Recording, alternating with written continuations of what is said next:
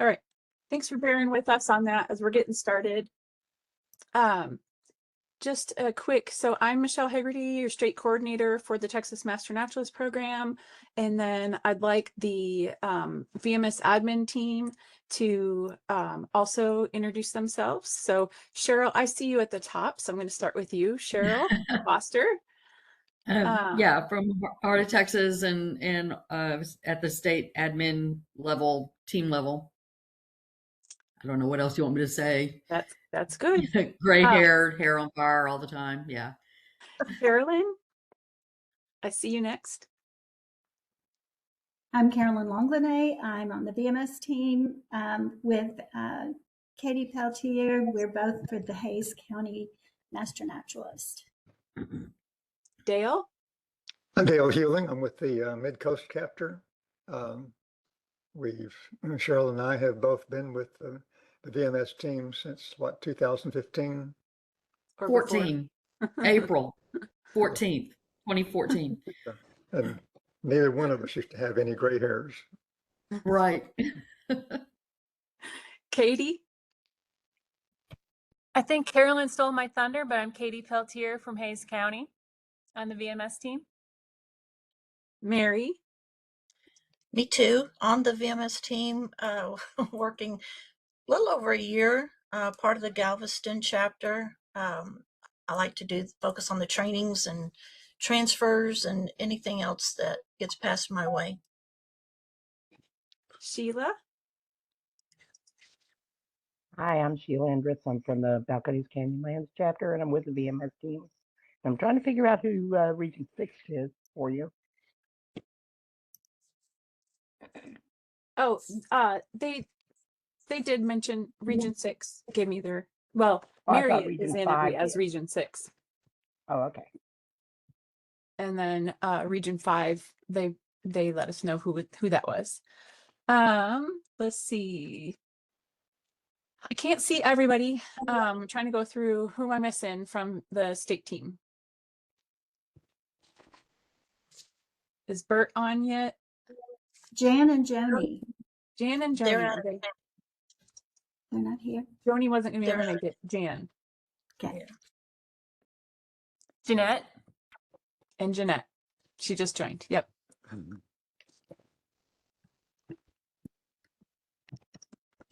So Jeanette is from the Alamo area chapter. I'll speak for her since she hasn't been able to speak up yet. Jeanette is from the Alamo area chapter, recently joined the VMS admin team here at the state level, and has been a big help with everybody on this team has been a big help with the contexting and conversion and everything we've been working on over the past couple of years. And even before that. Not able to join us today is Joni from the South Texas Rio Grande Valley. But one of those chapters, I will always get them Rio Grande. mixed up. Rio Grande Valley. And she was unable to join us today because she is on a trip of a lifetime. So we wish her safe travels for that. We wanted to just do a call with everybody, all of our VMS admins at the local chapter level. We have been, as you may have heard, and we hope you've heard over the past, because we've been communicating it over the past 2 years, that an update and refresh has been in the works and will be and continues to be in the works for the TMN VMS system. The system is operated and developed by a company called Samaritan. You probably hear us talk about the company a lot today. We've been working with the company on this process over the last 2 years. And really, we've worked with the company. The company has provided the system, built and provided the system that we're in now, and that we have been using since 2014.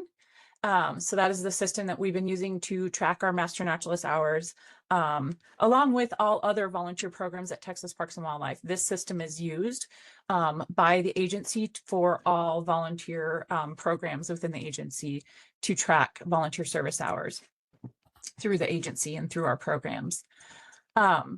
So this system has been in existence with us since 2014 is when we went to a digital time tracking system. Prior to that, it was all paper and pencil. And then about 2 years ago, the agency entered into a updated contract with the company to update the system, refresh it, bring it to more current technology that they're operating under now. And with that new contract, the Master Naturalist program and all the other programs, volunteer programs within Texas Parks and Wildlife, were operating under 2 different accounts. With this update, really what we've just gone through is the consolidation. So we have moved the Master Naturalist, the Master Naturalist program account has been moved in with the Texas Parks and Wildlife account. So all of our volunteer programs within the agency are now in one account and operating in one account within the system. The update to the system is still to come. That is being built on the back end and is not deployed yet. And so that will be some things that are coming in the future. We hope by the end of the year, again, we say we hope. We had hoped this consolidation would have taken place almost 2 years ago. But nonetheless, it has just taken place February 23rd. 16th, the 16th, I think. Well, 16th was the contexting. The following week was the consolidation. Yeah. So we will, if you have just recently logged in after the consolidation, which we had originally asked you to hold off logging in upon consolidation because things were different. We knew they would look different. We were told they would look different. And we knew there would be some break fixes to in the consolidation process that we would need to work through. And we've been working through those since that consolidation date.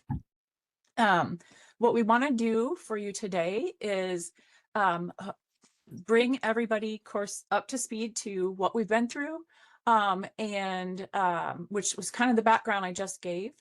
But also what we're seeing in the system right now. We want to show you some of those views and how move you through showing you some of the things of how the system operates now, but also talk about the changes we've seen, the updates that we're making to the admin guides, and then the things that we're still working on. There's also some areas where we need your eyes in your local admin. As a local admin to your VMS system at the local level, we will need your eyes since this post-consolidation to help us identify anything else that's not working, any grids or filters that aren't working for you or weren't brought over correctly. So I'm going to stop talking now and load the presentation, and I'll defer to the team to talk about the items on the presentation here, and move forward with that. So when I do that, I am going to be losing all vision of everybody here on screen, and then I will be losing the chat. I will not be able to reply in the chat with anything. So team, if you're able to help reply in the chat, all I will be able to see is the presentation. So let me get that started.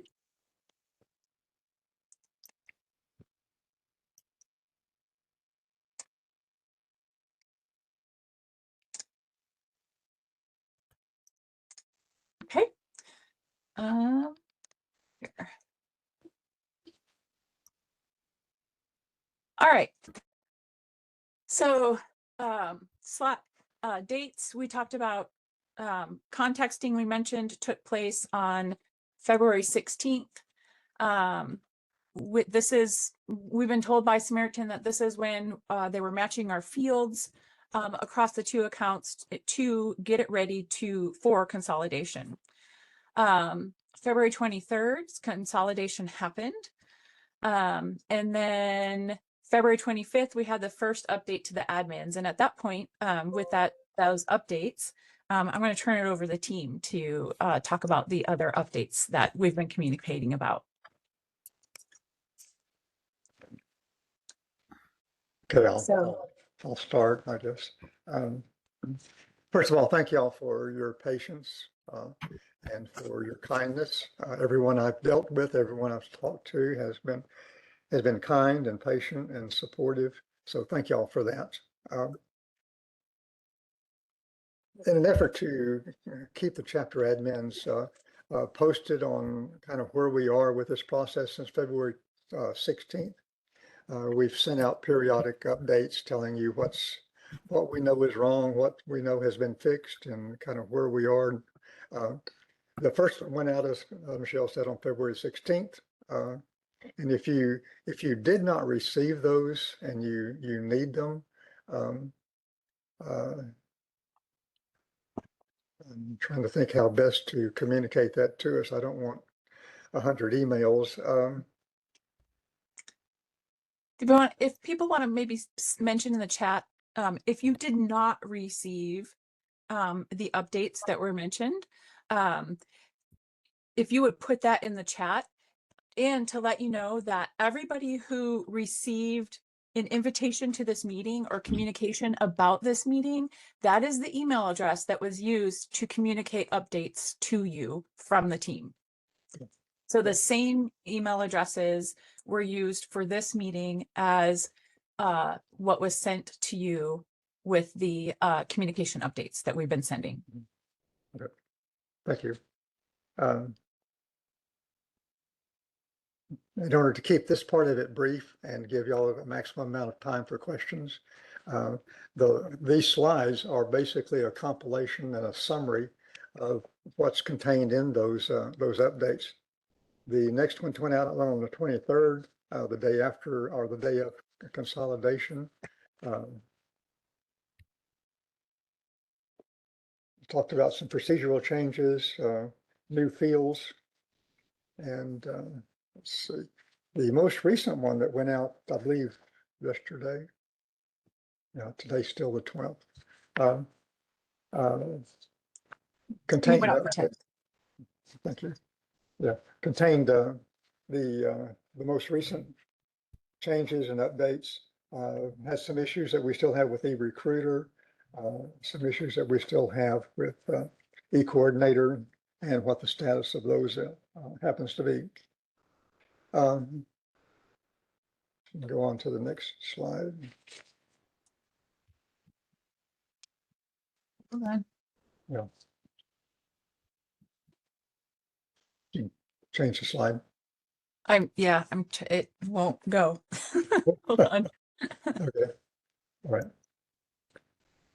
Then, while that's coming up, the next slide has to do with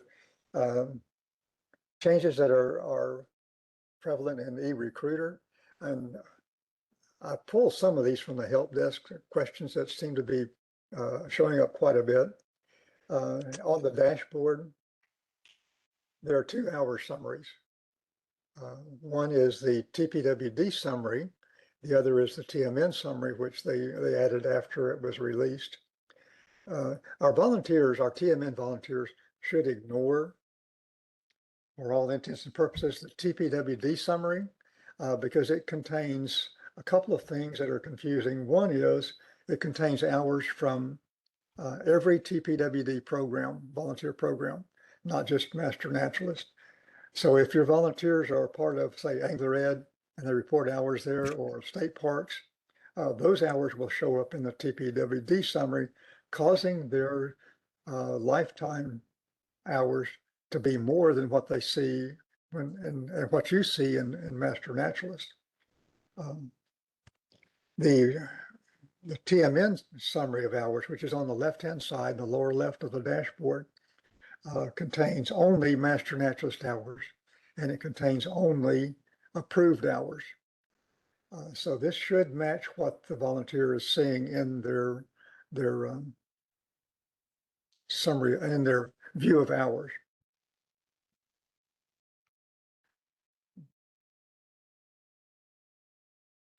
One thing that we've noticed in the e-recruiter is when might be best if I can just show this instead of say it. Can I?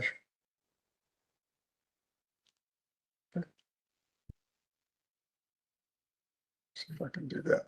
It'd be a lot much more useful, I think.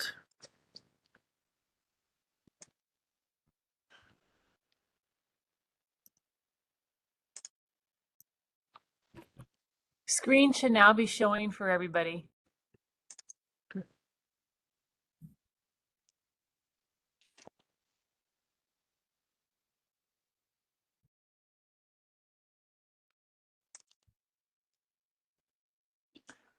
Okay, that's not the one I want to see.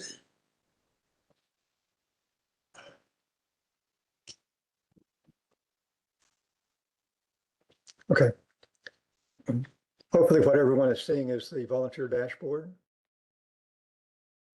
Thank you, Katie. Okay, the TMN summary is on the left-hand side. It says TMN approved hours results. The TPWD is at the bottom, and it has a label on it, all TPWD programs. One of the things that we noticed, though, in the dashboard is when the volunteer is viewing their service,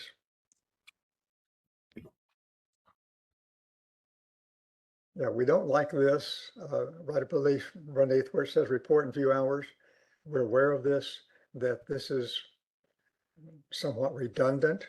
I said I wanted to view my service, so not report service. They haven't changed this yet, though.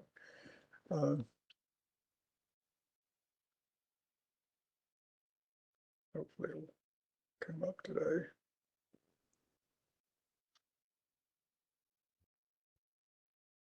There we go. Okay. To make sure everything's working okay.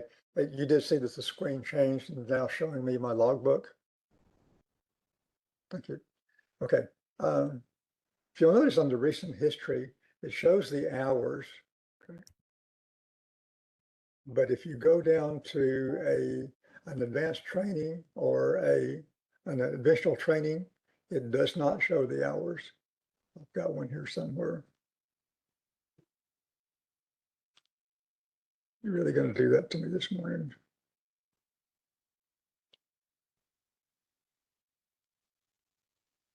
Okay.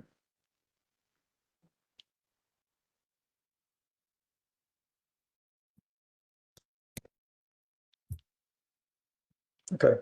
Here's one, an advanced training with chapter meeting.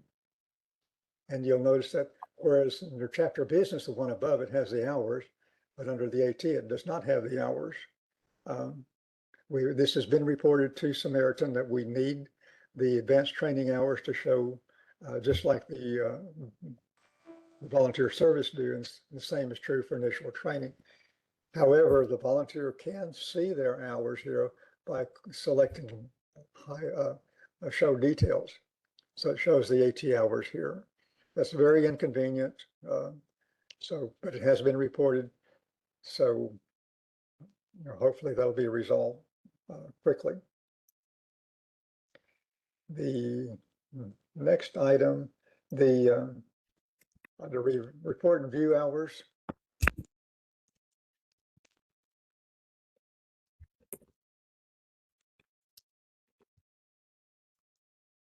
Let's see.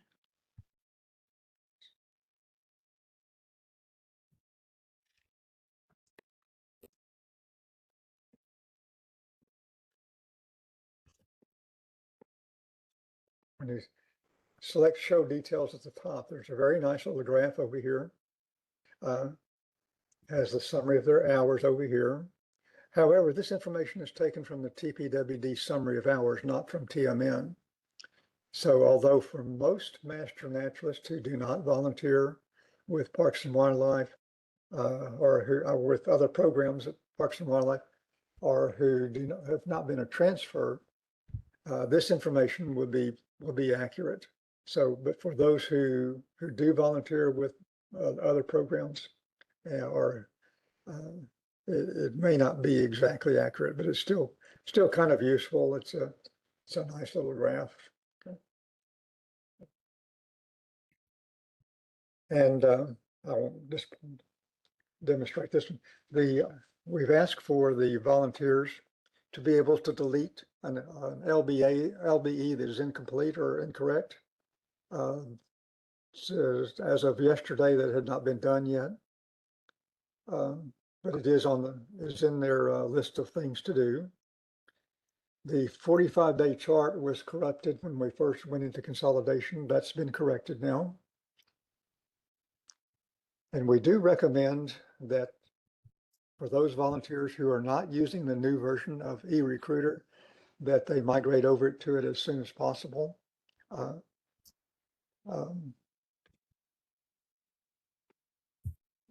My assumption is the old version will be disabled at some point in time. They haven't told us that yet. But just to be prepared, if you could get everyone to migrate over to the new version of the software. And I believe that URL is in one of the updates, probably the first one. Okay. Moving on to eCoordinator. Of course, chapter folders are gone now. That's not a surprise. Hey, Dale, can you tell them how to get to the new version of the Recruiter? Yes. Okay.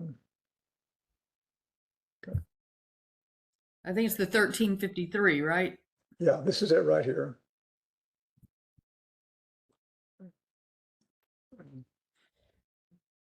Can you just put that in the chat, Cheryl, for everyone? Yeah, It's Yeah. also bookmarked. It's also the kind of bookmarked at the state website too. It So is. if you go to the state website and use the links there, you can find it there. Yep. Yeah, that's probably the quickest way, especially if you need to change and update your URLs that you've got in your bookmarks.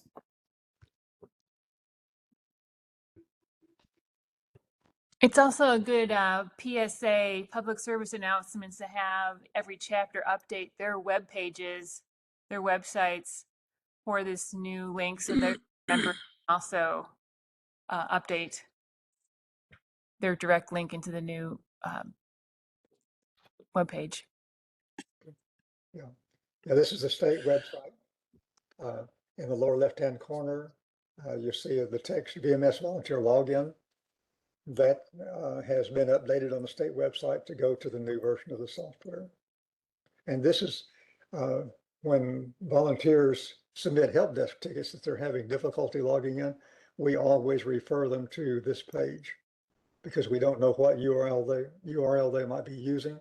Additionally, on your chapter website, if you haven't already, you might have your webmaster take a look at where you send your volunteers to report their hours. And if they have not updated it to this address, you might ask them to do so. Okay. Okay. And Dale, oh no. Yeah, so, and the, what do you call it? The link that was in yesterday's email that, volunteers should be using the new recruiter thing, and that is the correct link. Samaritan.com custom dash 1353 volunteer login. Okay. Yep. Thank you. So, so we have that in that email also. Okay. Yeah. It's also in the chat here too. Okay. Great. Okay. Okay. Concerning eCoordinator, since chapter folders are gone, one thing that should be more convenient once we kind of get everything settled down, when you log in as an admin, you will automatically have access to your chapter volunteers and opportunities. You didn't have folders anymore other than the inbox and the all data. So there's no chapter folder to have to worry about clicking on before you go to work and that sort of thing. There is an inbox, contains all Texas Master Naturalist volunteers. You should only be able to see and modify those who are in your chapter. We ask that you not remove anyone from the inbox. We're real accustomed to moving folks around in the inbox. That's been our practice for 11 years now. But there's no need to move volunteers to different places now. There are some new fields. I think I can show that here. Yeah, Dale, do you want to go back to the PowerPoint bullet? Or are you going to go screenshot Well, e-coordinator? whatever Michelle would like to do is fine.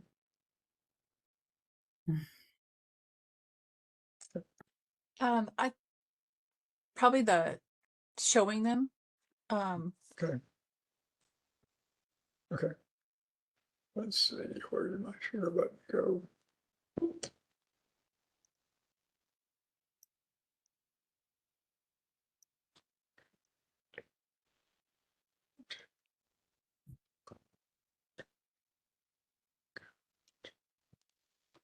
Okay. Okay. You'll recognize that's the help desk.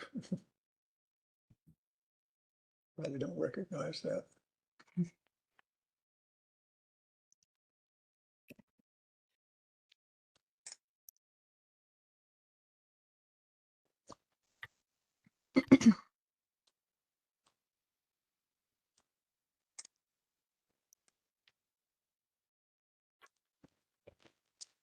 Dale, which slide we're going to cover? I can put the information from the slides in the chat as you're showing them.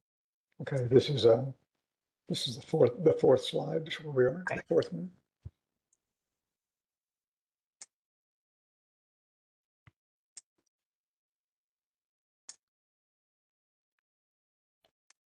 Okay.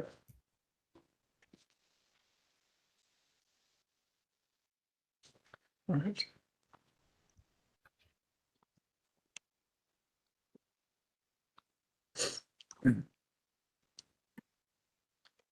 Okay, there are a couple of new fields, approved for program.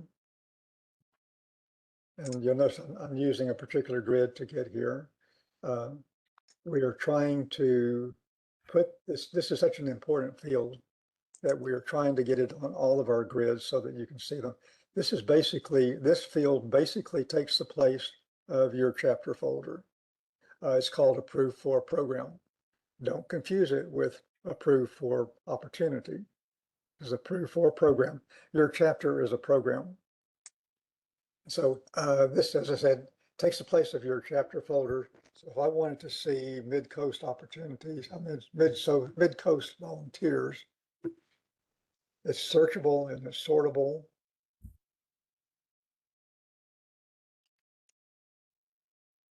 Okay. So brought in my mid-coast volunteers. Okay. We ask that you not change the contents of the approved for program. It's assigned when a volunteer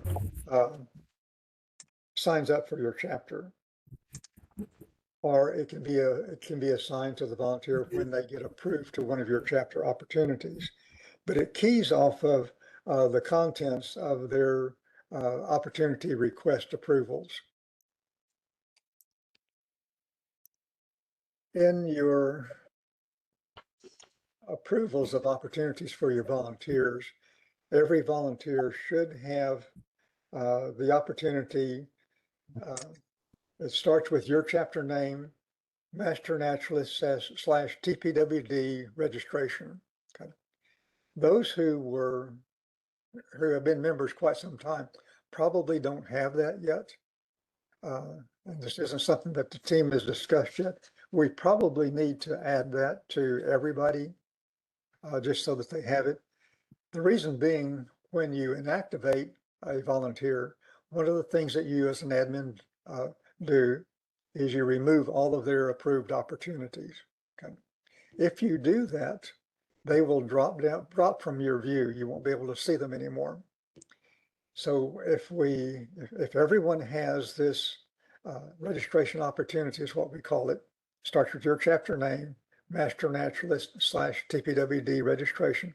If everyone has that, then you can leave that in their view or in their approved opportunities. You can still see it. If they're transferring, Mary, who does the transfers, will see that it's there and she can make that change for you. So there's really no need for you to worry about changing the value of this approved for program. It's a very pivotal, very important field to how we're going to be doing business now. It's just like chapter folders was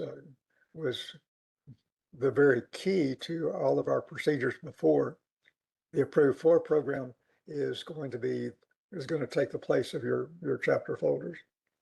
There's another set of fields that are new. I use my profile so I don't show anybody's private information.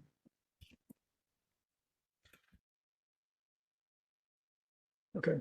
When you select a volunteer and edit it,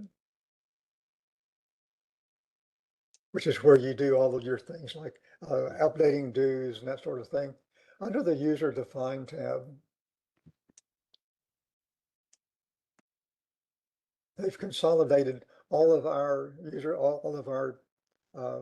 user defined fields, that is fields that were added to the software just for us. Down here at the bottom, they start with TMN. Have the officers and committees, you recognize that one, the certifications, recognition.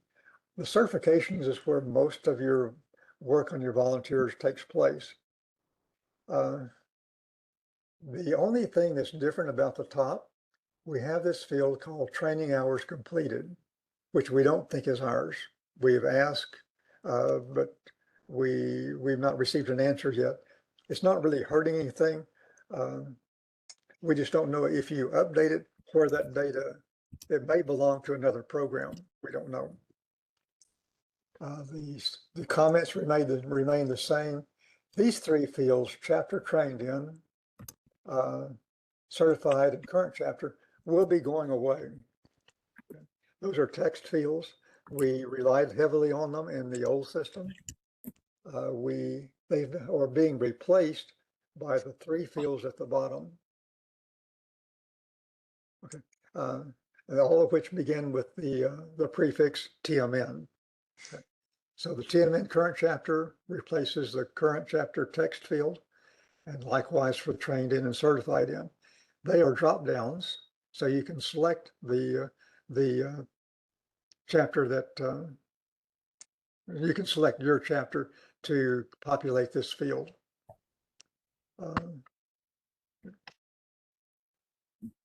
One thing that there's a teaching point here. One thing that some chapters are doing when your new trainees begin their training, you go ahead and populate the chapter trained in field. Should not. That should not be populated until they graduate, okay? Because they're not actually trained until they graduate. All right. So if your current practice is to populate the chapter trained in field, when your trainees begin training, we ask that you please don't do that, that you wait until they graduate to populate that field. Okay. Let's see, let's see, where's the transfers? There it is. Okay. Another new field on this screen is the transfer. Again, this is not one that you need to update, and we ask that you not. Mary does this when you submit a help desk ticket to transfer one of your members to another chapter or to transfer one into your chapter. She will update this for you. She also updates the current chapter. Okay.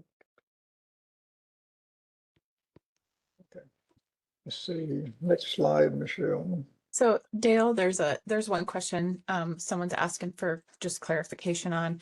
Is the certified in field for initial initial certification or current recertification? Okay, that's a good question. The the certified in chapter, the use of it has not changed, although the field has changed.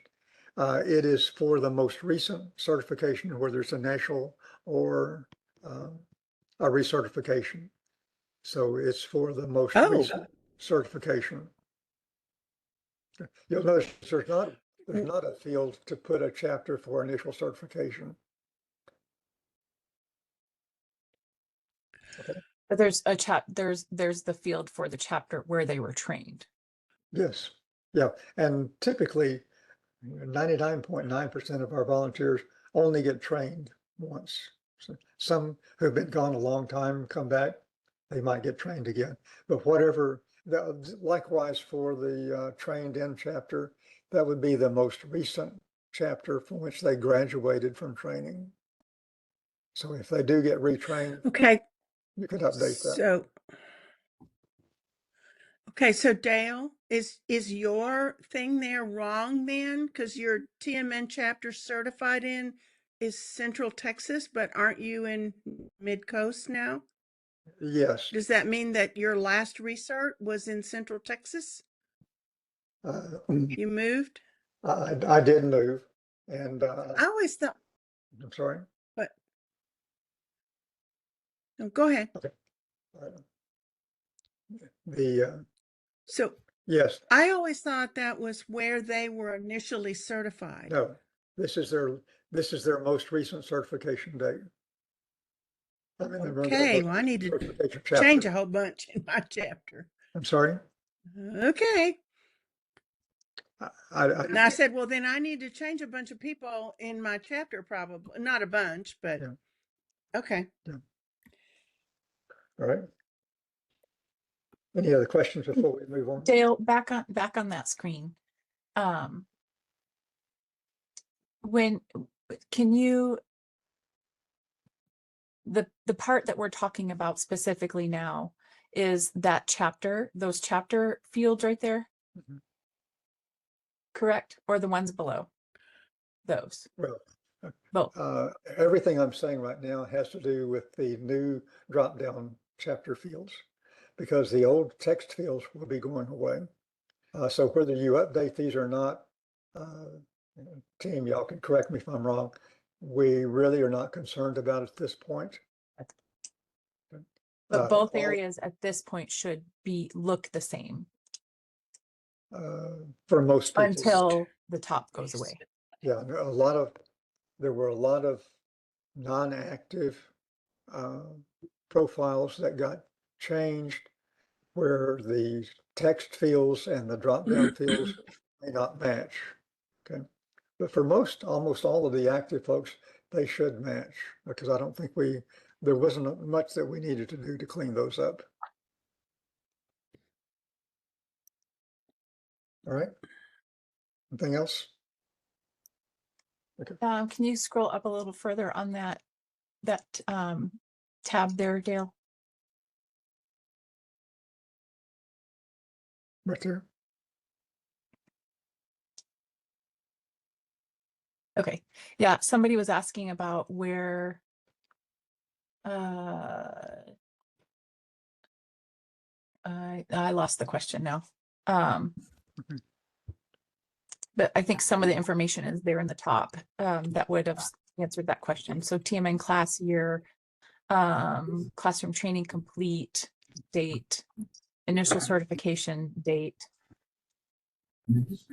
Dale, when someone transfers into the chapter from a different ecoregion and they take usually all the classes, but if they take just the ones specific to this new ecoregion, does the new one become their trained in chapter?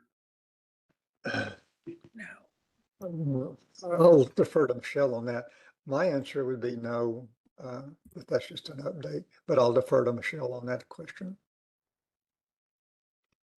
Yeah, we haven't talked about that at the team level. So I mean, we can, if it's a problem, we can put that on our next agenda item for our next meeting to discuss. There's a question that asking, what do you enter for someone who started training and did not complete training? Okay, The chapter that they took the training in. no. I was because just going to let, No. they didn't complete the training. So you would not put anything in chapter trained in. If they don't Oh, complete, but hang on just a second.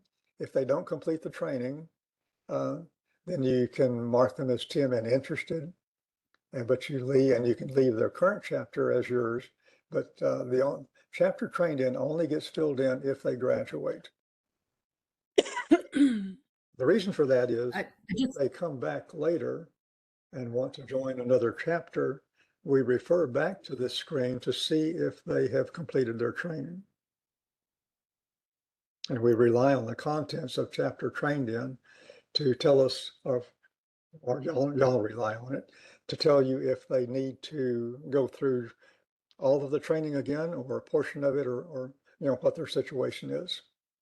I'm sorry, go ahead, Cheryl. I was just going to say that the current chapter field, some people, if they go inactive or they go interested, they'll blank that field out. That field is really critical now, way more than it was before, to actually how the program functions and how things key off of current chapter field. Yeah. That's the one that we want to be sure has a value in it, and it also helps us. The other stuff,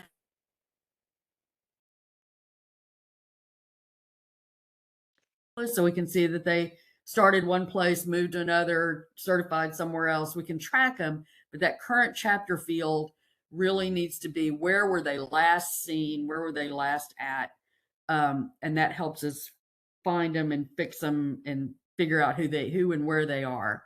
Yeah. And it also is a key for a bunch of other processes that go on in the background. So current chapter value. Okay. Yeah, that's a good point. And we on the help desk use all of this information to try to answer your questions. And generally we can figure out some pretty unusual circumstances by using all of this. So even though it may seem inconsequential information, it's really not. When you're thinking about going back 11 years to try to figure out what happened and why someone's logbook looks like it does, all of this information comes together to help solve that problem. Okay. Any other questions on the user defined? I have one. I'm sorry, but I can't figure out how to write in the chat. It says I can, but I'm not able to do it. So whatever. But if someone does not complete the training, I have been putting a note in the Master Natural certification comments. I realize that doesn't have to do with certification, but I just say, Yeah. did not finish the training, whatever in our chapter, so that it's there. Yeah. So, And that's a good idea. It's a good practice, and all of that information is helpful. If Christine's volunteer who did not complete training comes back later at South Texas, South Texas has no Sure. idea what they did. But they can look at this profile and they can read that comment and see that they did not complete training. They can go to their the volunteer's profile logbook and see what initial training hours They they did did complete and when they completed them. Yeah. So it gives them a pretty good Mhm. basis for deciding what they need to do with that new volunteer. So that's a good practice. Okay. so again, it's just the categories. I guess it just needs to be reiterated up at the top that those can be changed, but what they're changed to is important, and the definitions are provided to give you direction. So like Dale said, if it started out in training, dropped out, then they're moved back to interested, versus someone who was active and became inactive, then of course they get moved to inactive. Yeah, she's talking about this. Yeah, right there. Okay. Okay. Moving on. Yep. I'm going Okay. to talk about the next slide. I'm sorry. Mobile carrier, or you want to talk about the next slide? Or, Yes, ma'am. mobile carrier and user filters? Yes. I'll drop in the chat. Hey, Dale, are you going to come back to a profile to be able to talk about TPWD volunteer status? I can do that right now. Okay. On the when you're editing the volunteer's profile on the personal tab, and that's where we were going next anyway. So thank you, Katie. Somewhere down here, where is it? There it is. Okay, this field in the bottom right-hand corner, probably the most inconspicuous place they could decide to put this, is a very important field. Used to be called activity status. It's now called volunteer status. It's the same value. It's a drop down. It has all of these possible values. We have tried to make our TMN status codes, our status certification statuses, match these to the extent possible. Okay, so that the definitions are pretty much the same, but the values are the same. The not eligible is one that causes some confusion. That's all of these values here are set by Texas Parks and Wildlife, with the exception of one. The chapter admins should never come in here and modify the volunteer status other than when the volunteer becomes deceased. Okay? In which case you could change it to deceased.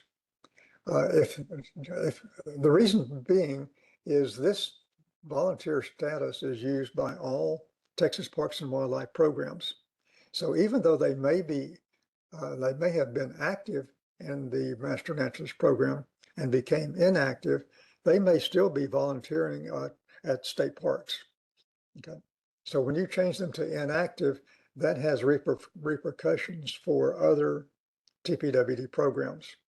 So the short version of this is chapter admins should not change the volunteer status on the personal tab other than when the volunteer becomes deceased. Okay, and I think that's iterated in the VMS admin guide. Also, I think it's included in the training for new chapter admins. Okay, moving on. There's a new field called mobile carrier, and I mentioned that only because for your volunteers who have been there for a while, who were there, say, pre-consolidation. Okay. Your volunteers who were there pre-consolidation, when they completed their application, I don't believe this field was on the application. So theirs may be set to none. Okay.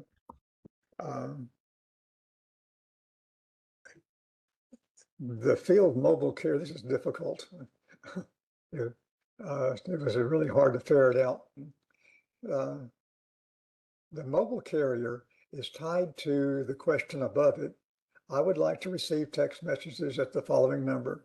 We've asked them to change that because there is no following number. It's actually up here. Okay. Just to clean it up a little bit. So the message here is, if they select, I want to receive text messages at the cell phone, that's the only choice. They can say, I don't want to get it, I want it to home phone, or I want cell phones. If they say cell phone, there must be a cell phone entry, and there has to be a mobile carrier. Those three things have to match, in addition to, they have to select this. So all four of those things go together. And I'm harping on this because if they don't, you could get an error message when you're trying to update things that have nothing to do with this, like dues payments. And it'll say something to the effect, the volunteer is missing one or more of these fields, and you have to update them before you can proceed. One of our admins, trying to remember who, anyway, she figured out a way around it. She just went in here and set this to none. Okay, and set this to I don't want to receive text messages. Okay, and that if they select this answer right here, it does not matter what they've done in these other items. So yeah, we'll try to document that in the admin guide. It's very hard to follow, even in writing. But the bottom line is, if that error message pops up, and you'll know it when you see it, just come back into their personal tab, set this to I do not want to receive text messages, and that'll clear the error. Okay, and I don't want them in. So Dale, can you describe why that's important? Who or what would be sending the text messages? I have asked that question of Chris, and I haven't received an answer yet. I've asked who sends them and what kinds of messages they would receive. Do they receive messages that have to do with all of these items up here? Or, so I don't know the answer to that question. We think it's might be system generated, but we don't know that for sure, right? I don't know it. No. And since I have it turned off, I don't get them anyway. That's a good point to bring up. You know, there's a lot of things here that we still don't know the answers for, but we're, you know, all of us, chapter admins and we are learning daily. So kind of watch your emails for updates. All right. This next item, user filters, I put this on here. You can't see them. We can't see them. They're like one of those secrets that are behind the scenes, making everything either work or not work. The user filter is tied to the approved for program. And it becomes important because that word program, remember I said, don't confuse approved for program with approved for opportunities. The approved for program is tied to your program tab on the, so close that, let me show you. It's tied to this tab right here, the programs tab. There is really no reason that I can think of that a chapter admin would have need to come in here and edit anything. But if you do, whatever you do, don't change the name. Do not change your chapter name.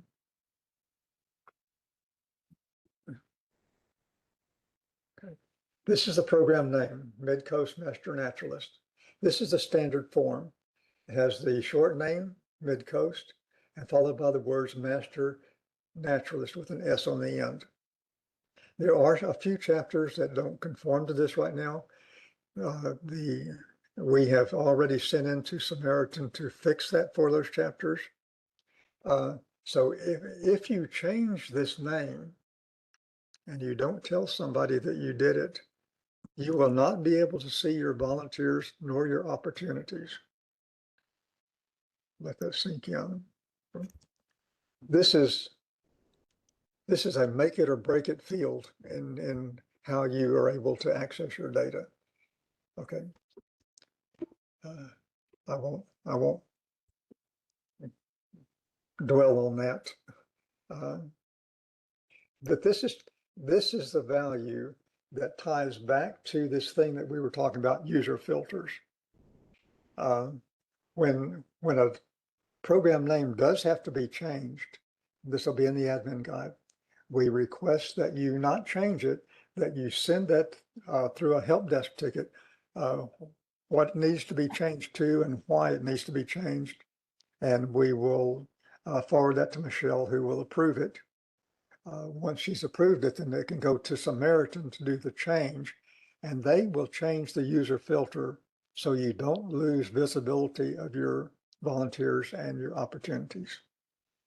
Okay. That's the end. That's the end of that sermon.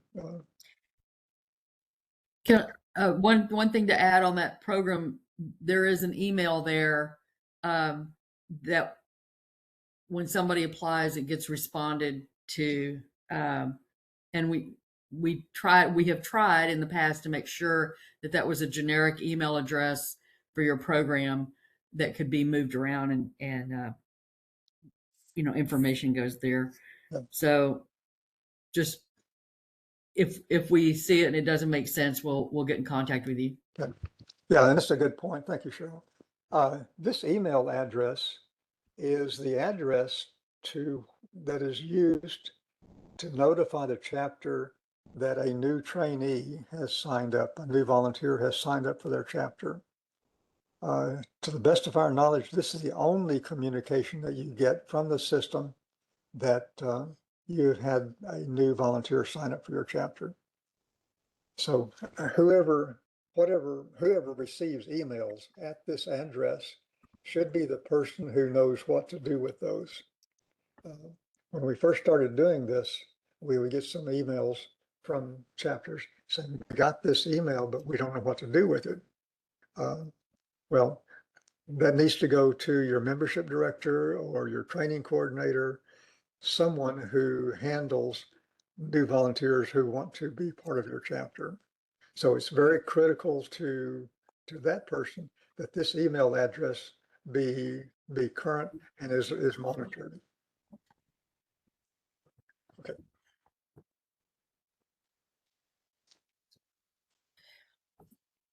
Okay. I'm talking way too. Basically, it's what we've been doing for the past 11 years. Just ignore the program tab. Yeah. We'd like to make it restricted, but we can't really do that the way the program's written. We can't pull access on just that tab. So just ignore the program tab. We've never had use for it before, and we don't now. So but it's what we found is that program name and some of the information on that program profile was way more critical in this new system than we realized. So just ignore the program tab. Good.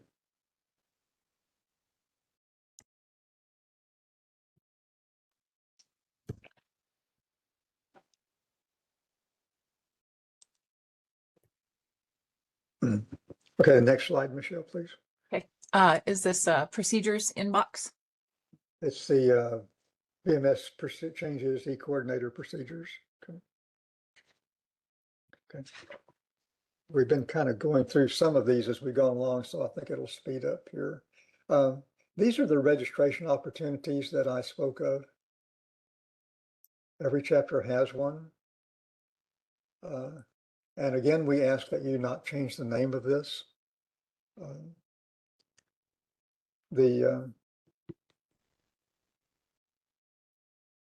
we also ask that you not remove volunteers from it.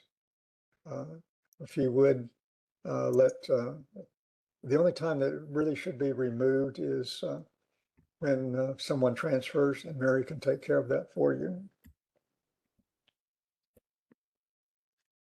Okay, it's a non-hours producing opportunity, which means that volunteers, it'll show up in their, no, I'm not even sure it shows up in their drop down, but they cannot enter hours to it since it has no survey attached to it.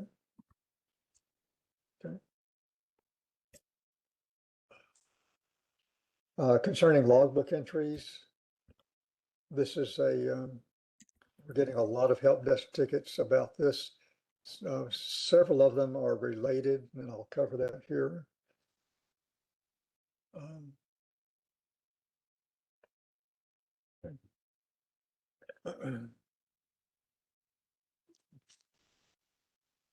In the past, when a pre-consolidation, when a volunteer transferred, we had no way of allowing the receiving chapter to see the hours that they had earned at their previous chapter.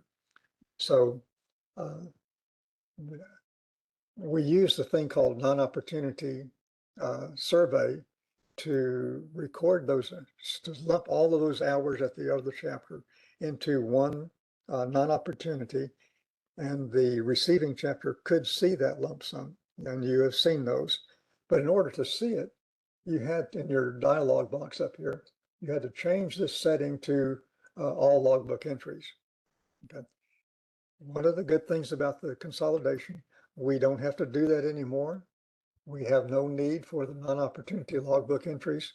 So all of the work that you do in the logbook now can be using ordinary logbook entries. Okay. And recall that when you make a change to anything up here, you have to apply it. Okay. So say that again. When you're working in the logbook now, you should only need to use ordinary logbook entries. Because the old transfer hours, the non-opportunity entries are still out there. If you okay. If you use the all logbook entries, you will see that the transfer folks' hours are doubled. So what was 4,200 is now 7,300. Okay. Those will be going away, I'm hopeful, in the next couple of weeks or so. I think we're pretty close to having things verified that we do not need those transfer hours. All right. So be sure that you're using only ordinary logbook entries in your logbook, which is a really good thing because it caused a lot of confusion. I would just say that if you custom grids, check and those guys are set to ordinary. We had a couple of ours that were still set to all instead of ordinary, and it did, like you said, Dell, it kind of doubled the hours. Mm-hmm. Yeah. Okay. Yeah, I think one of the things that that we're not talking about yet, maybe we will, is that the admin guide and the procedures that we're gonna go through specifically for transfers is going to change, and we don't really know how it's going to change. That's why we wanted to get a few more transfers under our belt in the live system to see exactly what the procedures are. Once we get those 2 or 3 more transfers done, we'll be taking out those non-opportunity entries, and that'll be fixed. And the good news is it appears that the transfer to chapter can actually see the actual logbook entries that were entered at ascending chapter. So if someone transferred from Hayes to Balcones would now be able to see the actual logbook entries that were posted at Hayes County. Okay. So there's no need for the non-opportunity entries anymore. Yeah, it can be both good and bad. We can see those, but we can't see their opportunities in our opportunity tab. So like I had a spreadsheet and stuff, and it flags all those because it says like, ooh, I don't recognize that opportunity because it's not in your list of things. But right, yeah, that's because that opportunity belongs to another chapter. Yeah. So, okay. All right, the next slide, VMS changes task process progress. Okay. Now y'all are getting tired of hearing me. I'm almost finished. Bear with me. On the one of the updates that I sent out, I kind of broke our work down into what I call phases. One being the bulk cleanup of approved for programs.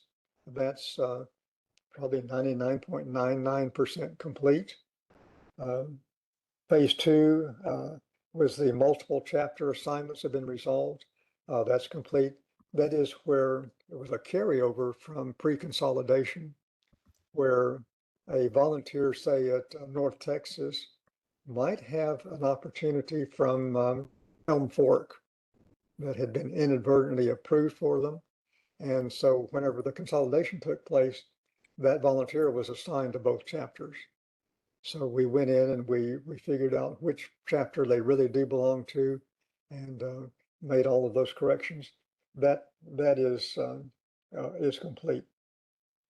Phase 3 has to do with working with the volunteers that y'all cannot see yet that belong to you.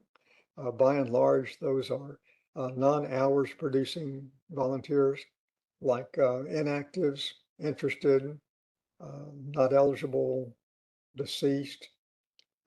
So we are working now to get you visibility to all of those categories of folks who belong to your chapter. Phase 4, chapter visibility of hours for the transfers. As Cheryl mentioned, we're probably 90% there. We have done some transfers. They look good. The hours appear to be visible to the receiving chapter, and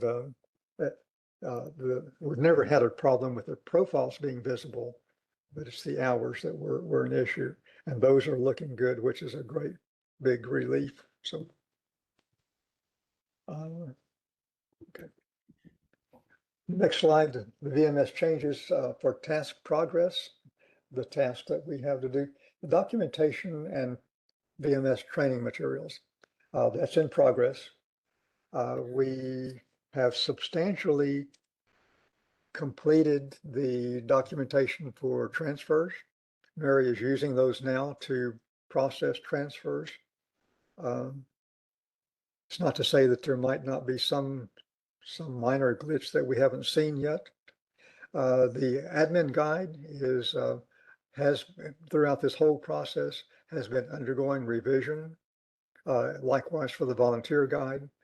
So we are, I'm going to guess, a week to 10 days from having that ready to finalize.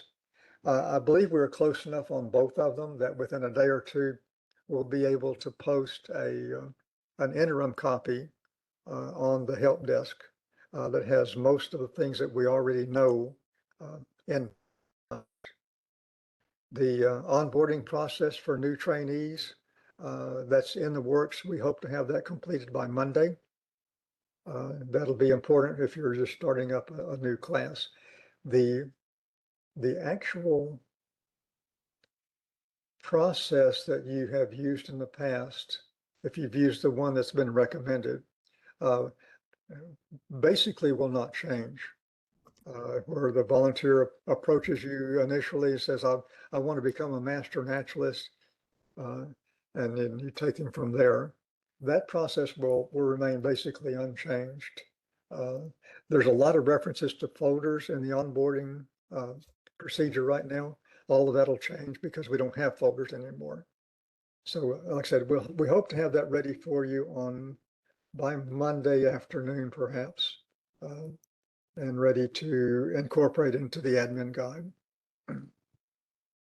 Okay, next slide is e-recruiter not yet resolved issues. Just so you know you know that you don't have to submit a help desk ticket. Okay. For the volunteers, this is on e-recruiter. No delete option yet for not yet approved hours. It's on their list. They're pushing back on adding it, but I believe the roles that the chapter admins have, they can delete logbook entries. I've never been a big proponent of deleting logbook entries. I would much rather disapprove them. The reason for that is we sometimes get help desk tickets that say I'm missing hours. Well, there is no history for deleted logbook entries. So if they're missing hours and I can't find them, then we're dead in the water. But if we have a practice where if a logbook entry is not correct or needs to be changed, or you don't like something about it, my recommendation is you disapprove it rather than delete it. Now the volunteer doesn't have that capability, but you as a chapter admin do. We've already mentioned about the volunteer dashboard not showing AT and IT hours.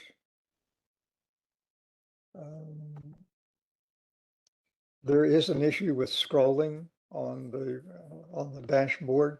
There's more scrolling that's necessary on the part of the user to get to where they want to be and to see the buttons they need to see than is necessary. We have mentioned that to them. The browser Firefox. Excuse me, sometime- Dale. Dale, Sorry. Uh-huh. your screen is still showing up, not Michelle's. So the people in the chat are showing. That's the intention. Oh, That's the but it's not intention. following We what are Dale's not, talking we're about. not showing, we're not showing the slides on the screen. We're going to use the show and tell of the system. And I'm copying, pasting slides into the chat. We had some problems showing the slides, so this is what we're doing right now. Thank you. Yeah, and a lot of these things we've either already shown or they're not showable. Firefox browser sometimes doesn't show the submit button on eRecruiter. So that's a known issue, and there's not anything we can really do about it.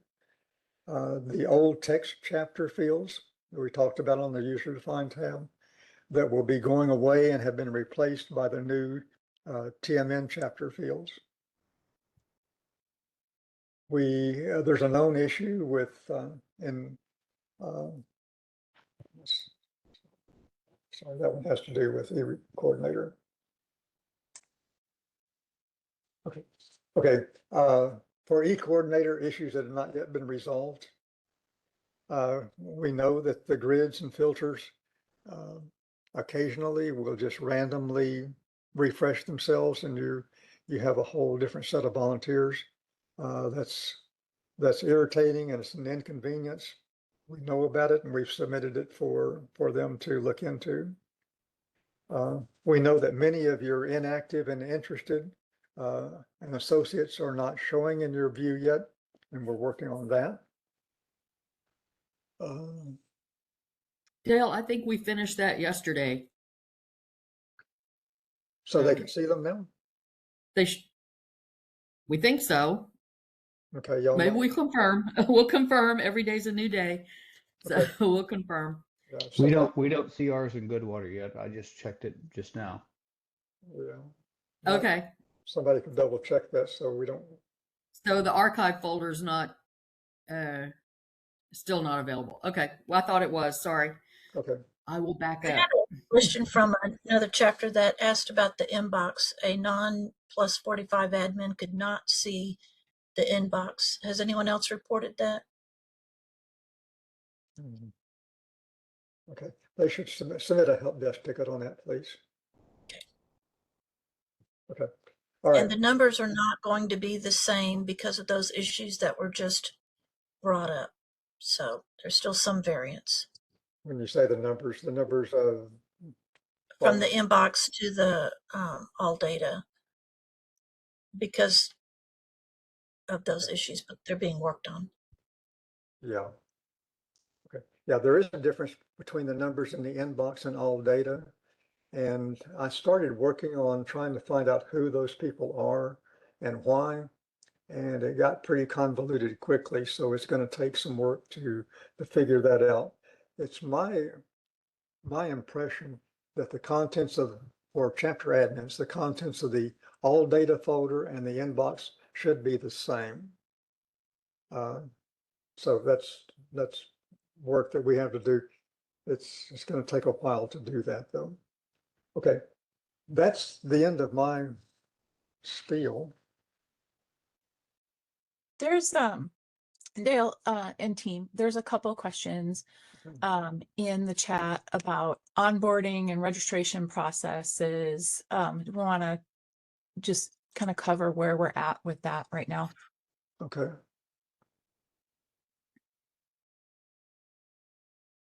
What? Okay, I'm not. What are the questions?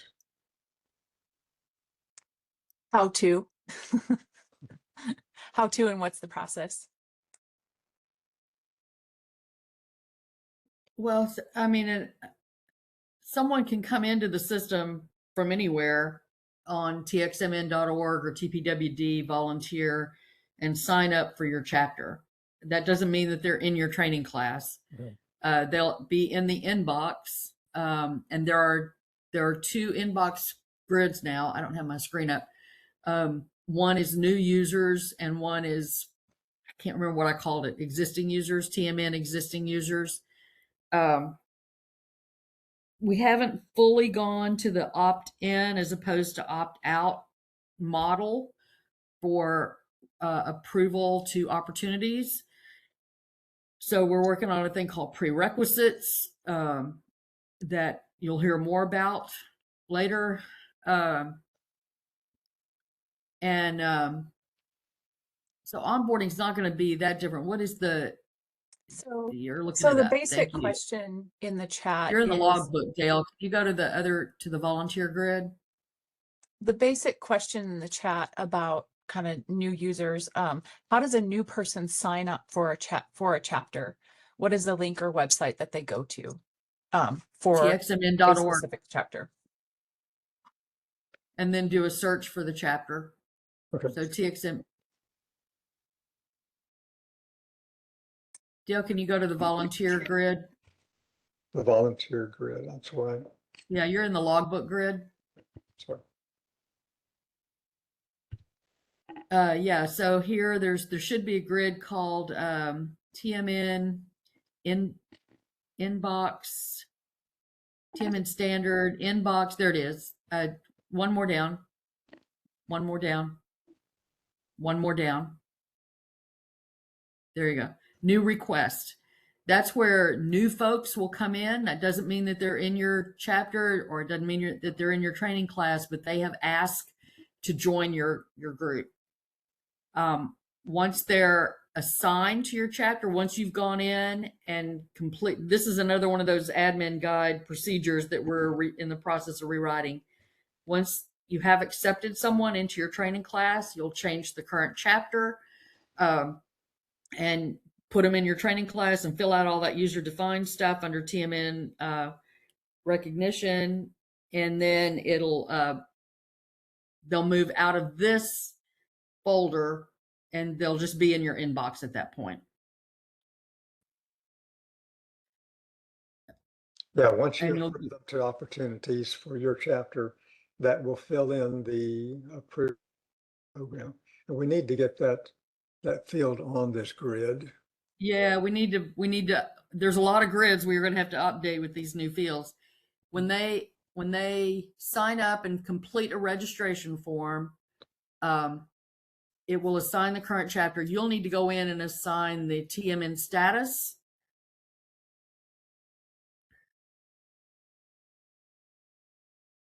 I don't know what you're doing. Okay, oh, you're changing around. And once you get a status on somebody, then they're actually in your training class. Although you could move them to interested or for the next training class or whatever you're going to do. Mm-hmm. But this is the grid where new people will come in. And all of those onboarding processes, procedures are being worked. We started last Wednesday. We hope to have that completed Monday. And so they will be incorporated into the admin guide that gets posted on the on our help desk. Michelle, do you even want to talk about the next version of this software we're on? No, let's not. Let's get everybody. We're not there yet, and let's get everybody oriented on where we've just landed. Yeah. Good. So there's another question. Yeah, I think that kind of covered the two questions that I saw in the chat about how do people register to be part of a chapter. I think we're at time for other questions now. Michelle, I wanted to ask you a question. Are you ready? Sure. I think. I don't know. Are we? That is a question. It's a good question. Okay, so going through the process of and discussing how different chapters approach people wanting to join their chapter one of the things that Dale and Mary and I discussed at length was some chapters have an application that you go to first and fill out. And then at that point, they could receive the link to actually go in and create a VMS profile, which I think is an excellent way to handle it, because some people will ask to join and then decide they don't have time or what, for whatever reason. Then a few years later, they decide, okay, now I have time, and they may end up creating a second VMS profile. Because they don't remember, 3 years ago, I already did this, and they think, well, I'll just do another one. So I think the chapters that are set up for that map on the state website to bring them to a place where they can actually apply. And then once they're accepted into the training class, at that point, for them to create a VMS profile. I think that's a great way to handle that. Now, I know that there are other chapters who automatically, the link they get is to go in and create a VMS profile. And so as time kind of goes on, we can determine which of those two methods work best for all of us. Okay. And as I said, all of those procedures are being worked out and will be documented. And it's a pretty standard procedure that the chapter vets their new trainees before they actually let them go to the TPWD website to register. That's to prevent duplicate profiles. There was a question about, will we get the old hour summary back for eRecruiter? And this, in various forms, this is showing up on the help desk a good bit, which tells me that either the admins or the volunteers are not real impressed with the view my logbook component of eRecruiter, using words like it's cumbersome, you can only display a few on the screen.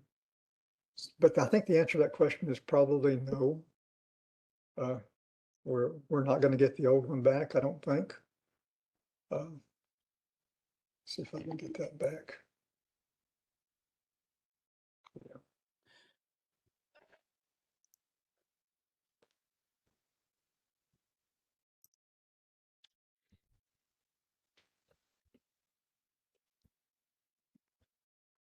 Yeah. There have been compliments on the new eRecruiter interface from lots of people as well.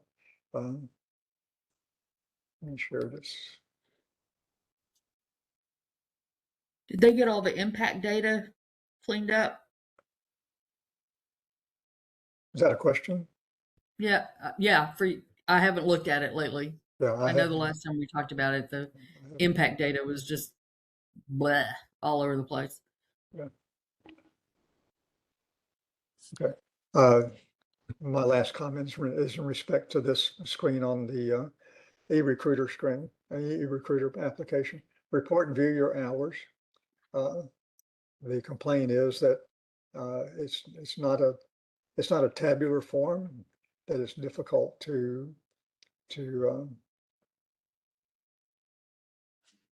find opportunities, although you can search it. But the question was, are we going to get the old one back?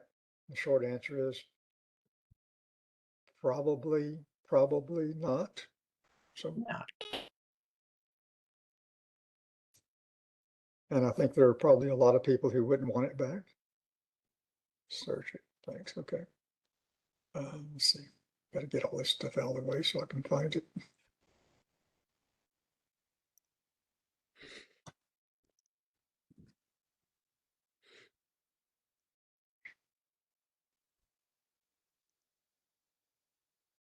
Okay. The question was, can you demonstrate how to search when you go into read? Let me back up. This is where they are. This is their dashboard. When you're doing view my service, view your service, under the logbook, you have a filter option over here. So you can search it by date, by the type of hours. If you want to know which hours have been not yet approved, or if you know the opportunity. And there's been a help desk ticket that not all of our opportunities are showing up here. We haven't had a chance to look at that yet. So, and I see some old ones here. Yeah, that's interesting.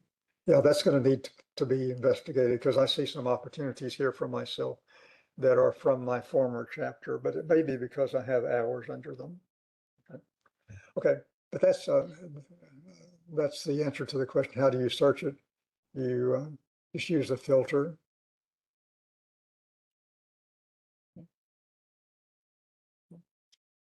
Right.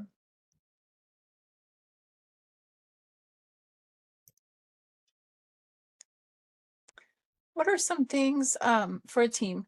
What are some things we need other eyes on, additional eyes on?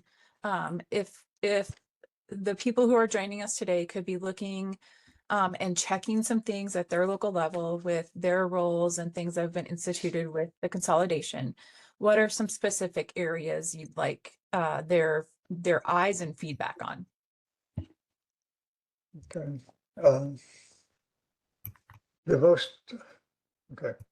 Probably the most common help desk ticket right now has to do with confusion over transfer hours. And they'll come in with a statement like, my hours don't match or something like that. So for the admins to simply be aware that if they are a transfer, that to be sure and use ordinary logbook entries in looking at their hours. Most of them are having to do with hours right now. Let me go and look and see.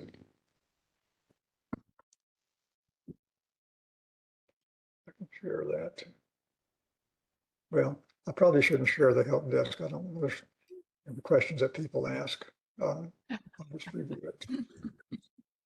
If you're able to just summarize them, and I think the point would be to VMS admins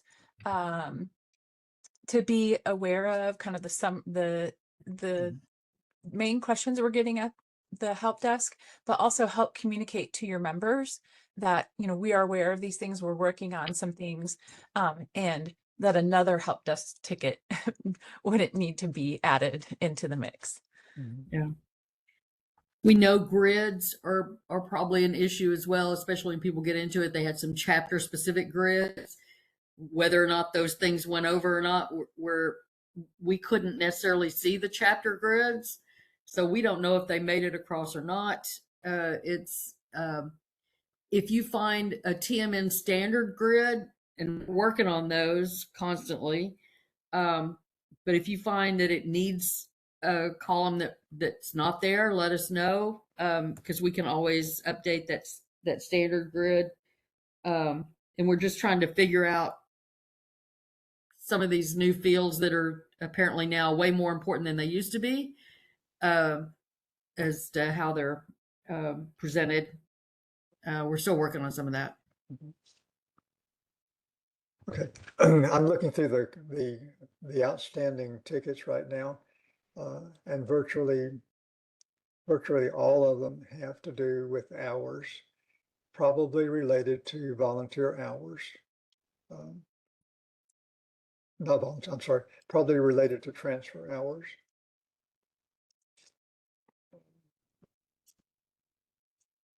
So I guess for the admins, if you would, once again, whenever you're checking their hours to see what you can see, be sure and use on the logbook dialog box, ordinary logbook entries only. Yeah, all of these have to do with, they're probably all going to be the same answer. So I found one case where the transfer hours were entered incorrectly. We couldn't see that before because we couldn't see the entries from the other chapter. Yeah. And since they're going away, does that matter?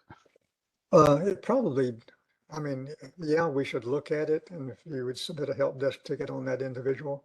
But the real answer to that question is going to be the actual chapter logbook entries, not the transfer hours. Because things can happen to those logbook entries after the transfer occurs. The even though the member is no longer with the losing chapter, the opportunities are still there, and that's what the entries are tied to.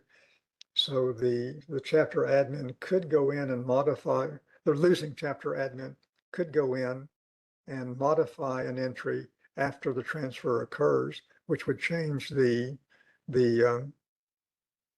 value that's in the transfer opportunity, the non-opportunity entry. So I would say that we would always have to use the actual chapter logbook entries, not the non-opportunity entries. Because as you said, they are subject to human error, and I find them periodically. Okay, that works, Cheryl. You can sit with me. What's that? I think that's Brian Trock. That was, I got to mute it. I didn't know if it's like, anyway, yeah, Randy, I think the answer to your question is we would always use the chapter logbook entries as the basis for making decisions. And when I said that to you, I was unmuted and they go, oh, that was Brian Drum.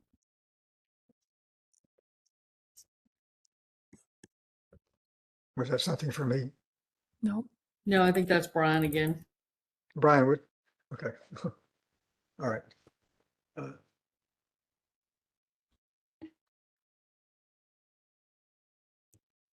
Okay. Dale, if you're done with the help desk list, would you please show the e-recruiter logbook screen to show people how, the default is 6 logbook entries, but you can show more than just the 6 by hitting a button. So if you could show them your screen and do that, that would be great. Okay, you're going to have to teach me how to do that. Okay.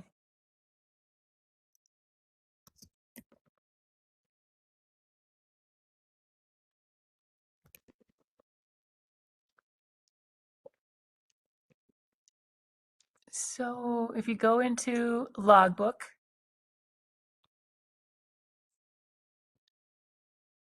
I think you need to get out of this screen. This is the logbook. Oh. Yeah, go scroll down.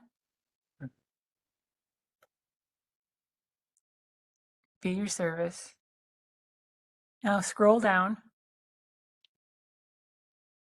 View all service history. Okay. Oh, okay. That's not going to, that won't change it. That will just show everything. That's what, but the comment was, I can only see 6 at a time. I would like to see more. Hmm. And that to me is how I look at a lot of them at once. And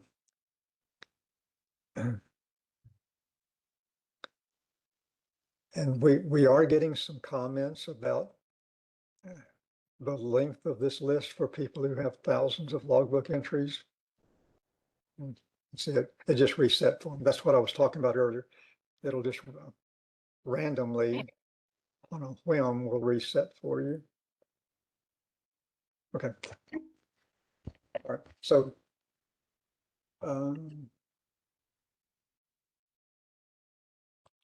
still set to that.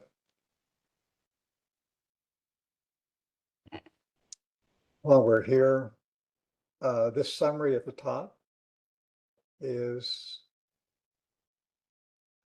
the all TPWD hours. But what's strange is that the all-time hours does not include the non-opportunity entries. That's interesting.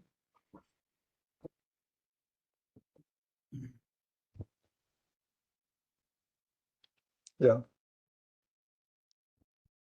We've got some work to do there. Those two values. Neither one of those values are what's showing on view your service. Great. Okay. 7327. Yeah, it's this value right here. Okay. What else? It might be worth stating that there's a lot of recommendations, but we are working with PPWD and Samaritan. So some things are nice to do, but there's a lot of it that we just have to live with.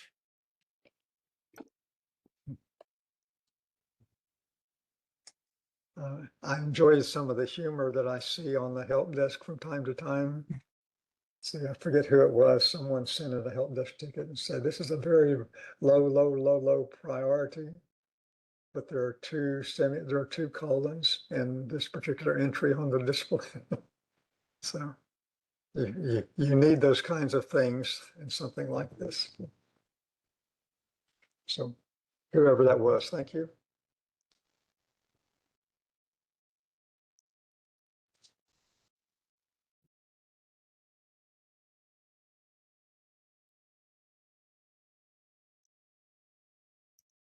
Okay, Olivia's question, volunteer logs in and sees the new dashboard page. Does that mean they have the correct URL? Yes.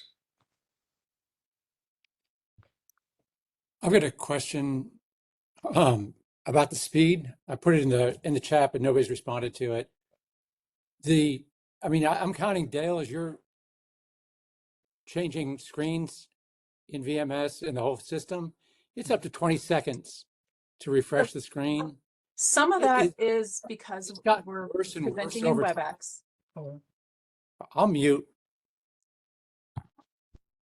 Yeah, John, that's something we've noticed also. It's not that for my personal experience is that kind of comes in spurts. Sometimes it's pretty good. Sometimes, like you said, you can go get a cup of coffee and come back before it refreshes. When that happens, I will send an email to TPWD to let them know that it's happening right now, so that perhaps they can find out what the cause is.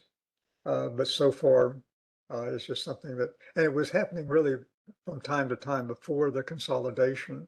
But you're right, it is something that occurs from time to time. But it's other than to alert TPWD that it's happening, there's not really anything that we can do about it.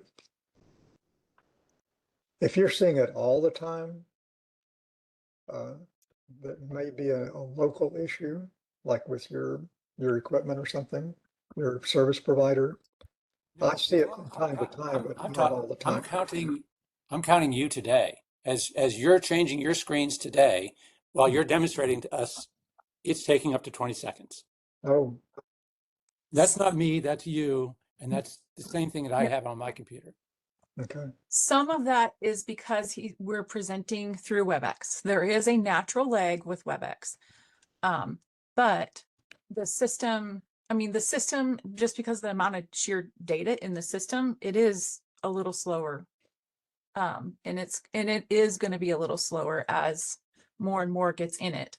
But some of the extra lag today that you were seeing with Dale's presentation, that is because we're also presenting in WebEx, and there is a natural lag in WebEx as well.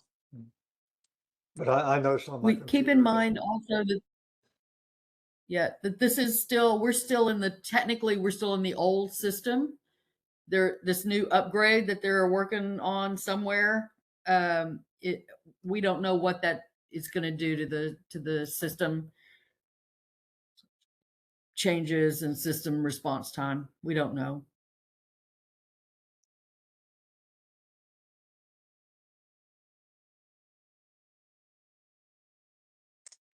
Lori, I'm not sure.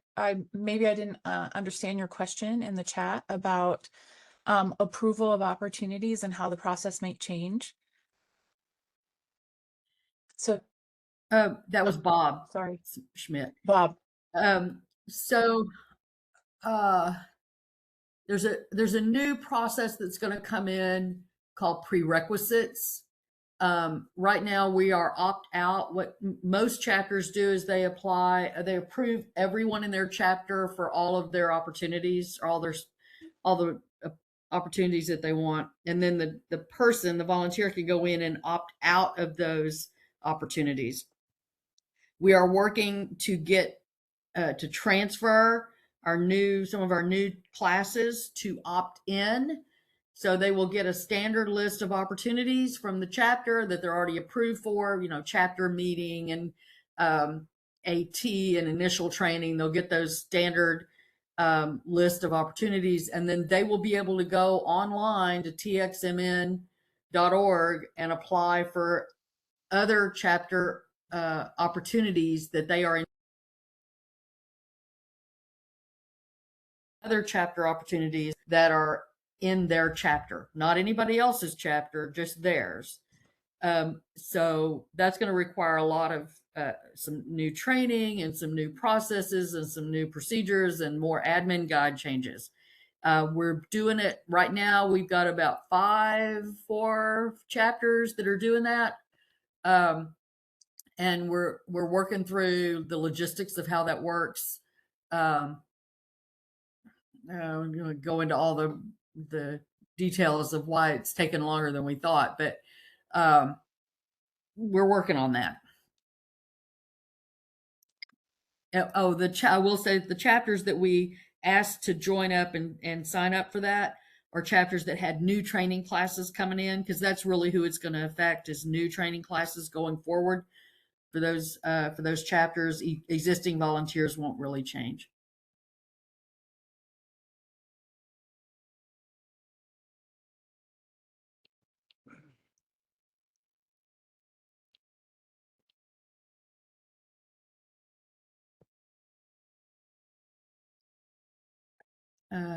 Somebody had asked about how people got in the archive folder, and I'm not. So who's in the archive folder? We tried to move most of the deceased people over. If they've just died in the past year, you might want to keep them there for some reporting. But we tried to make sure that deceased people were in the archive folder. We don't think you have rights to see the archive folder yet, although we have asked a couple of times that y'all could see it. You can see their hours if you go through the opportunity, but you can't see their profile documents today, hopefully tomorrow. And then some of the inactive people, we went through a process of records retention and a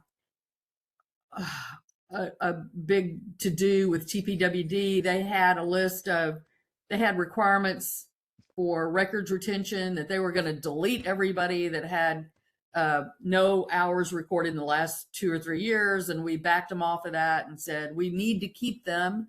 You can just put them in the archive folder. So we have 7,000, Katie? 6,000 or 7,000 inactive people in the archive folder that you will eventually be able to see. We do know that you can see their hours through the opportunity. Apparently today you just can't see the archive folder. So that will be coming. And I think that Michelle, I can't remember, the records retention archive automation that they run in the background is 5 years of no opportunity, no logbook activity. I think it's 3 or 5. I can't remember. So the last discussion on that, I think it was 5. But we are rewriting the agency is rewriting the policy on that too, based on everything. Yeah, this is way above our pay grade on some of this stuff. But it's an automation that they're going to run. Like I said, you will still be able to see them. Yeah, I hope that answers it, Tracy. Yes, perfect. Thank you.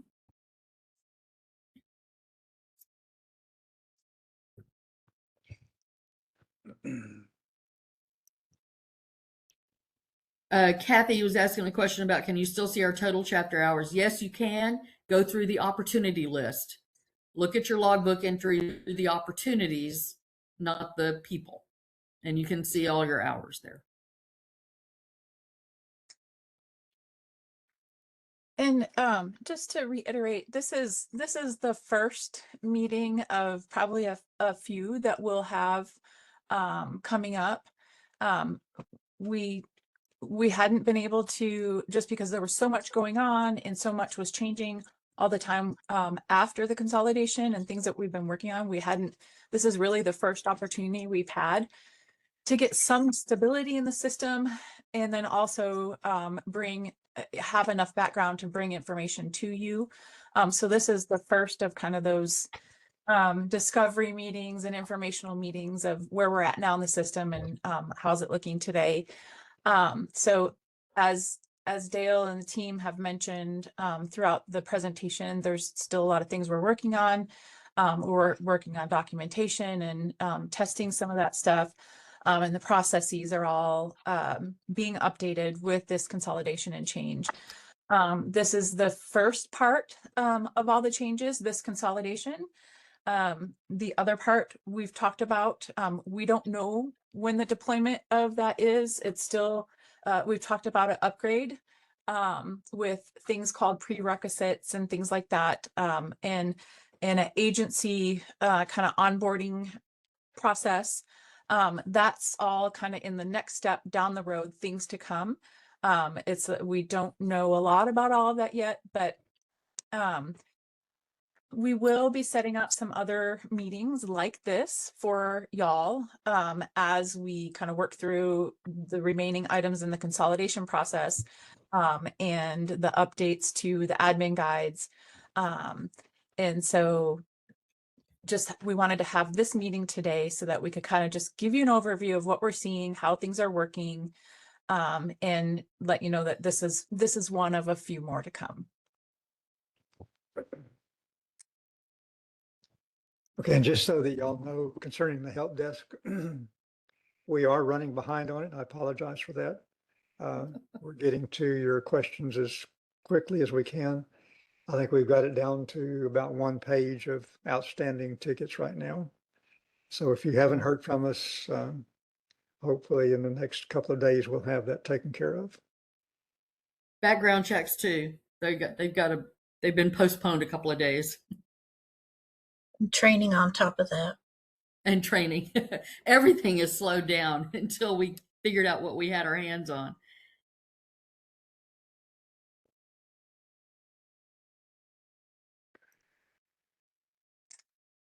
So we are coming up on that noon hour where we had set this meeting to run for about 2 hours today. Are there any parting questions? Any burning questions? Things that you've noticed so far that just aren't working for you yet that maybe we need to check into with the company?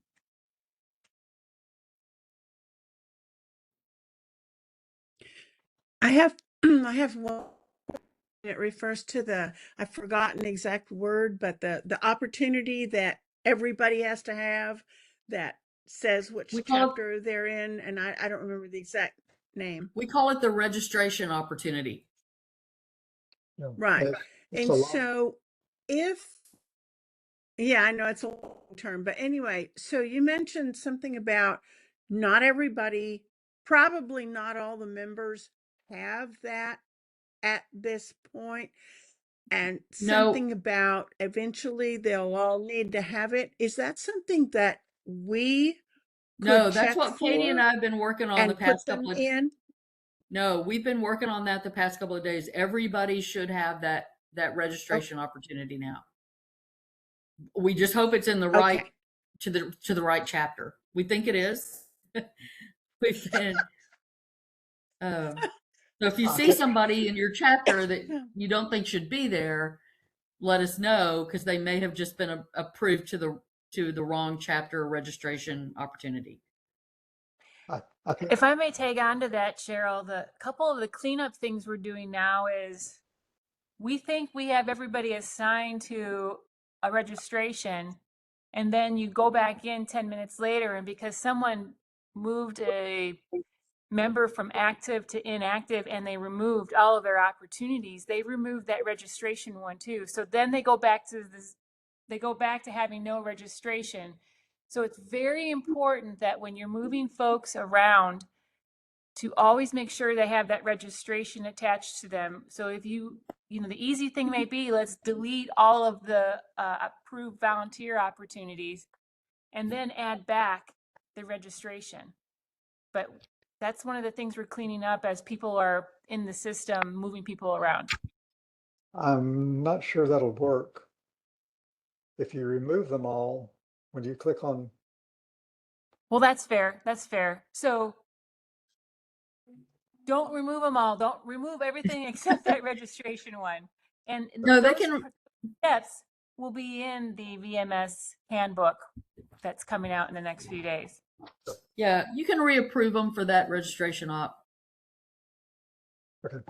And Christine, back to your question, I think you were asking, is there anything y'all need to do to put that out there? Generally speaking, the answer is no. The only caveat there is for someone who comes in through TPWD rather than through the TMN registration.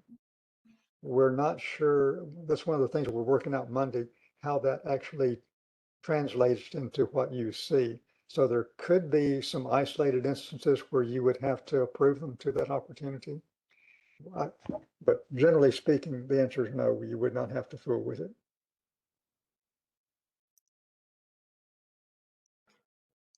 I think the emails that Dale sends out to everybody will give you a really good idea about where things are at and what to do, what not to do. And it probably always says it, but it's worth saying again, your patience is appreciated. Yeah.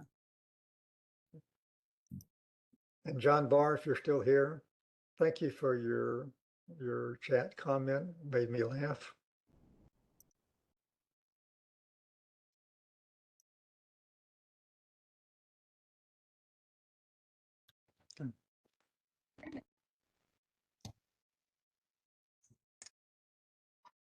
Okay, I'm going to stop the recording and